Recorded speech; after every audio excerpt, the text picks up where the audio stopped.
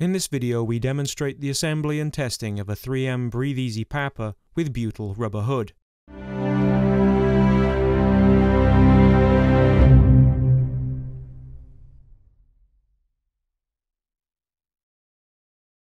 Upon completion of this video, you will be able to identify the components of a 3M Breathe Easy PAPR unit and butyl hood, recognize the difference between poor and satisfactory levels of airflow using a flow meter, inspect, assemble and test the PAPR unit, and attach the butyl hood. The 3M Breathe Easy is a battery-operated powered air purifying respirator used when responding to hazardous chemical situations. It is not designed for and should not be used in situations involving biological pathogens. When combined with the appropriate filter cartridges, headgear and battery pack, the PAPR provides respiratory protection against certain particulates, organic vapors, acid gases, and other inorganic gases. The unit is not safe to use in areas where insufficient O2 concentrations are present and chemicals are at levels making them immediately dangerous to life or health. Typical use cases for this PAPR configuration include hospital patient decontamination or first receiver patient care. Always refer to the manufacturer's instructions for use and NIOSH and OSHA guidelines when operating equipment such as this. The system consists of the following equipment: the Breathe Easy Turbo PAPR unit. This is sometimes referred to as the blower unit or motor. A waist belt, a breathing tube with hose clamp, butyl rubber hood. The hood contains an insert that protects the clear face shield from distortion or creasing. It should be stored during hood use and reinserted after the hood is cleaned and decontaminated. 3 filter cartridges. The type of filter cartridge with your PAPR may differ from the unit demonstrated in this video. Filter cartridge properties should be selected based upon the local threats and the risk assessment of your response team.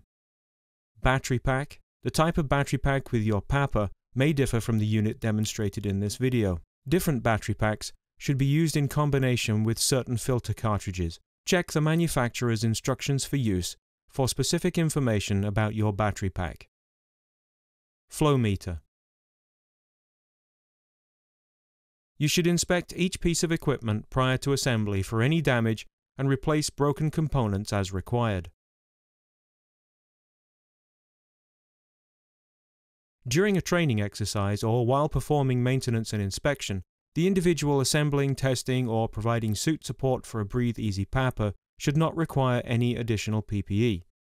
When operating in a hazardous response situation, individuals providing support to those who will be wearing the PAPR should refer to the policies and procedures of their organization regarding any PPE they may be required to don. New filter cartridges are vacuum sealed in foil packaging. The seal should not be broken until just prior to attaching the filter cartridge to the PAPR unit. Before using new cartridges, check that the label indicates the filter is the correct type for the situation and that it is not expired. Expired cartridges or those with damaged packaging should not be used and should be disposed of to prevent possible use. Each filter has 2 caps that need to be removed. The first is the screw cap. The second is the tab cap on the opposite side of the cartridge. Repeat cap removal for all 3 cartridges.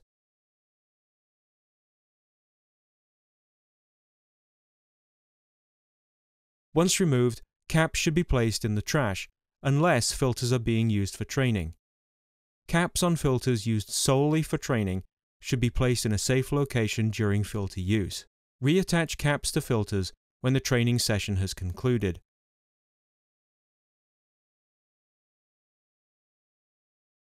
Before attaching the filter cartridges, check the 3 air inlets on the PAPR unit for dirt and clean as necessary.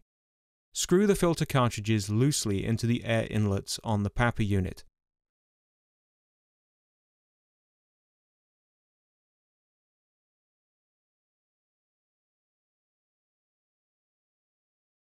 When all the filter cartridges are in place, hand tighten each one until it forms an airtight seal with the rubber molding inside the inlet.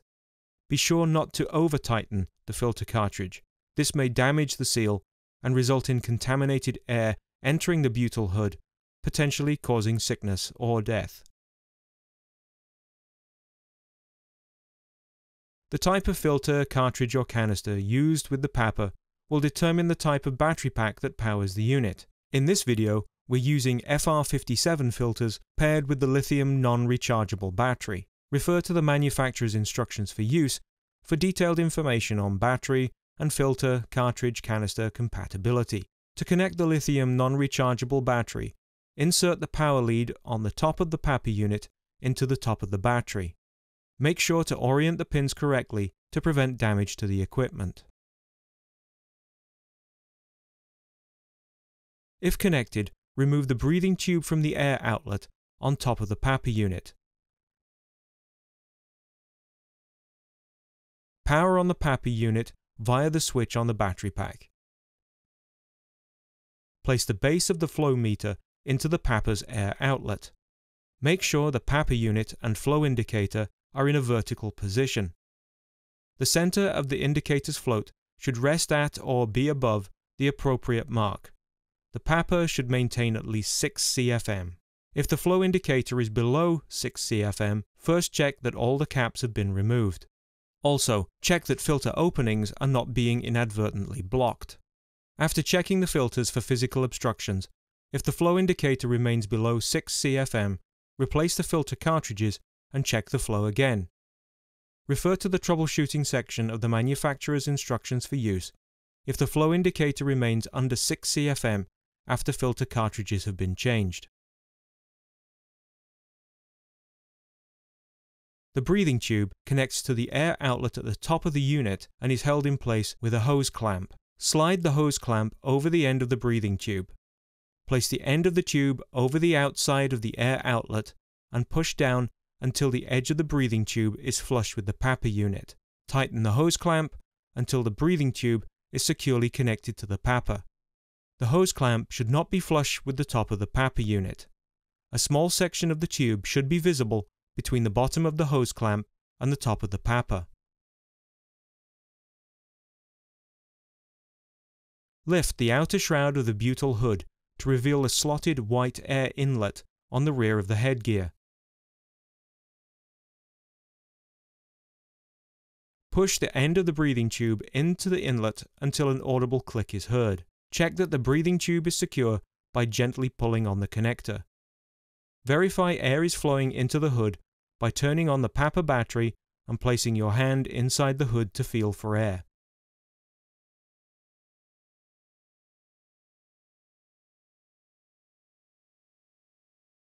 After use, the PAPR unit, breathing tube and butyl rubber hood should be cleaned of any visible residue and then decontaminated. Store in a clean, dry area at room temperature, away from potential exposure to hazardous contaminants. General cleaning of a Breathe Easy PAPR should follow your organization's policies and procedures. Use a solution of mild detergent and warm water. Solvents should not be used to clean the PAPR or battery. Disposal of filters, cartridges or canisters used in hazardous response situations should be done per your organization's policies and procedures.